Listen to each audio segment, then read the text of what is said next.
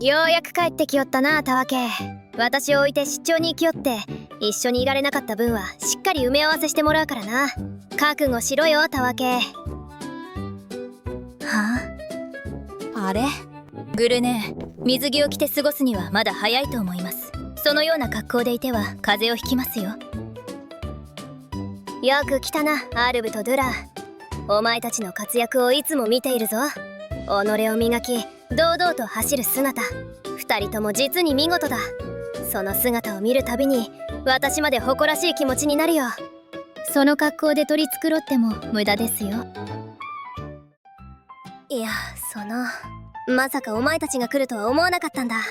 今日は私のたわけが出張から帰ってくる日だったし。いつでも顔を見せに来ていいと言ったのはあなたでしょ。せっかくトレーニングの時間を割いてまで顔を出しに来た私たちがあなたのその姿を見た時、どんな気持ちになったかわかりますか？浮かれたところを見せてしまい誠にすまなかった。私はグルネーの水着姿を見て大変お綺麗だと思いました。競技者として現役を退いても鍛錬を欠かさぬその肉体、素晴らしい。やはりグルネーはいくつになっても私の憧れです。そこはたわけもいつも褒めてくれているんだ。ちょっとドゥラメンテさんの前であまり変なことを吹き込まないでください。すまん。何か問題があるのですか？グルネーはご自身のトレーナーと今も変わらず仲睦まじい。それはとても素敵なことだと思います。私もグルネーのようにトレーナーとそのような関係になりたいです。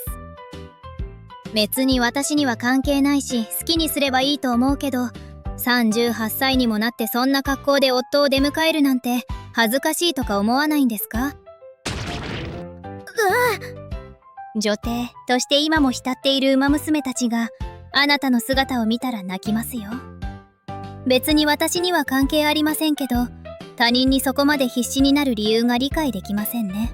愛だの絆だの、そんなものくだらないわ。くだらない？くだらなくなどないわ、たわけ。私が奴と結婚するのにどれだけ苦労したか貴様らにわかるものか。一歩間違えれば私たちは永遠にお互いの行為に気づかないまま38歳になってたくらい、たわけは筋金入りのクソゴケだったんだぞ。そんなたわけを全身全霊をかけて結婚させてここまで良い関係を続けてこられたこととか、むしろ称賛されてしかるべきだろうが。何言ってるの、ヘアグルーヴさん。貴様たちも若いからって余裕ぶっているとろくな目に合わんぞ。今から視力を尽くせ。大切な相手は蝶よりも花よりも丁重に扱わねばならんのだ。愛という花は粗末に扱えば咲くこともなく枯れてゆくということを肝に銘じておけ。で、ドゥラメンテさんも何をメモしているの？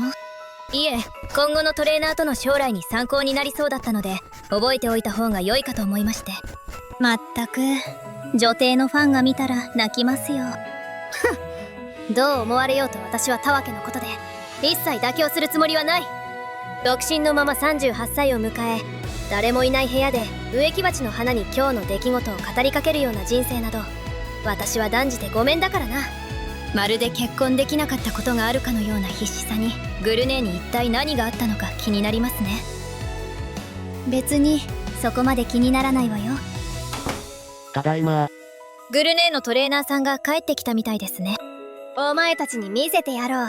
女帝たる私の円満な夫婦関係というものをしっかり背中を見て学ぶがいい。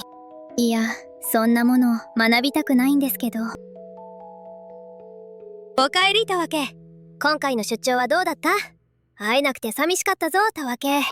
いや、出張中、ちょっと同僚たちに誘われて、こういうお店で小遣いが空になるまで飲んできちゃった。ほんの出来心だったんです。許してくれるよね、エアグルーヴ。たわけ。他のどんなことでも許すが浮気だけは絶対に許さん。やはりグルネーはいつまでも私の憧れです。憧れなくていいわよ。いくつになっても色ぼけしてるなんて私は絶対にああはならないわ。